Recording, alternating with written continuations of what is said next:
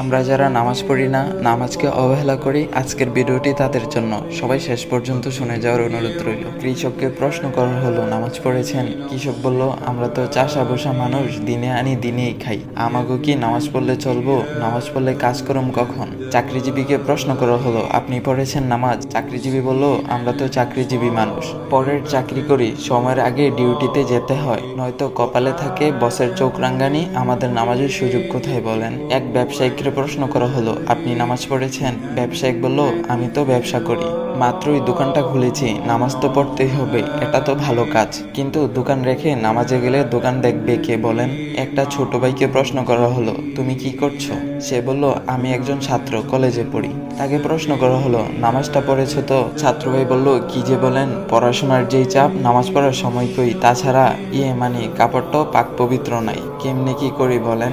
এইভাবেই কিছু মানুষ নানা রকমের অজুহাত দেয়। মহান রবের সবচেয়ে বড় একটি হুকুম মান্য করা থেকে তারা নিজেকে বাঁচিয়ে রাখতে চায়। হঠাৎ একদিন খবর পাওয়া যায়, চাষি রহমত আলী আর নেই। অফিসে যাচ্ছিলেন চাকরিজীবী ভাই আনোয়ার সাহেব, সময় মতো পৌঁছাতে চেয়েছিলেন, সময় তাকে সহায়তা করেনি। হঠাৎ একটি কঠিন অ্যাক্সিডেন্টে পঙ্গু হয়ে হাসপাতালে বেড়ে গেল নতুন একজন পেশেন্টের। পঙ্গু অবস্থায় কাটে আনোয়ার সাহেবের বাকি জীবন। ব্যবসায়ী মহাজন সাহেব দোকান করেই যার কাটতো সারা বেলা। ব্যবসার হিসাব কিতাব মিলাতে গিয়ে হঠাৎ করে একদিন দুপুরবেলা বুকের বাঁ পাশে উঠে গেল প্রচন্ড ব্যথা।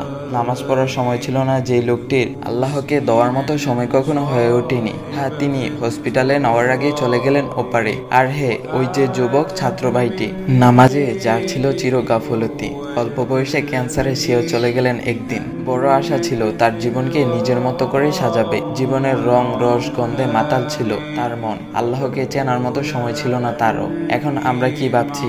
আমরা কি সেই চাষি রহমত আলী? আমরা কি সেই চাকরিজীবী আনোয়ার সাহেব? আমরা কি সেই ব্যবসায়ী মহাজন? নাকি আমরা সেই ছাত্র ভাইটি? এতই তাড়াতাড়ি কি মারা যাব আমি? এখনো তো অনেক দেরি আছে। অথচ মৃত্যু প্রতিদিন আমাদের সামনে থেকে কাউকে না কাউকে নিয়ে যাচ্ছে। হ্যাঁ, যেতে হবে আমাকেও একদিন। রাসূল সাল্লাল্লাহু আলাইহি ওয়াসাল্লাম বলেছেন, বুদ্ধিমান তো হচ্ছে সেই ব্যক্তি যে তার ভুল ত্রুটি নিয়ে চিন্তা করে এবং মৃত্যুর পরবর্তী জীবনের জন্য ন্যায় আমল করে। অর্থাৎ বুদ্ধিমান হচ্ছে সেই ব্যক্তি যে কিনা নিজের দুষ্কৃতি নিয়ে চিন্তা করে, গুনাহের জন্য অনুতপ্ত হয়, তওবা করে এবং মৃত্যুর পরবর্তী জীবন আখিরাতের জন্য ন্যায় আমল করে রাখে। হে প্রিয় ভাই ও বোন আমার, এখনো সময় আছে, খুব বেশি দেরি হয়ে যায়নি। এখনই ফিরে আসুন রবের দিকে, গুরুত্ব সহকারে নামাজ আদায় করুন এবং আল্লাহর হুকুমগুলো যথাযথভাবে পালন করুন। দেখবেন জীবনটা অনেক বেশি সুন্দর হয়ে গিয়েছে। আল্লাহর পক্ষ থেকে সাহায্য আসতেছে, আর জান্নাতের নাজ নিয়ামত সেটা তো আপনার জন্যই অপেক্ষা করতেছে। আল্লাহ তাআলা আমাদের সবাইকে 5 ওয়াক্ত নামাজ পড়ার তৌফিক দান করুক। সবাই বলি আমিন। তো গাইস, এই ভিডিওটা সবাই সবার কাছে শেয়ার করে দিবা, আর এমন ইসলাম ভিডিও পাওয়ার জন্য ভাইয়ের আইডিটা ফলো করে দিয়ে যাবা। ভাইয়ের আইডি নাম হচ্ছে ইসমি নাইম। তো গাইস, নতুন কোনো ইসলাম ভিডিও আসা পর্যন্ত সবাই ভালো থাকবেন। আল্লাহ হাফেজ গাইস।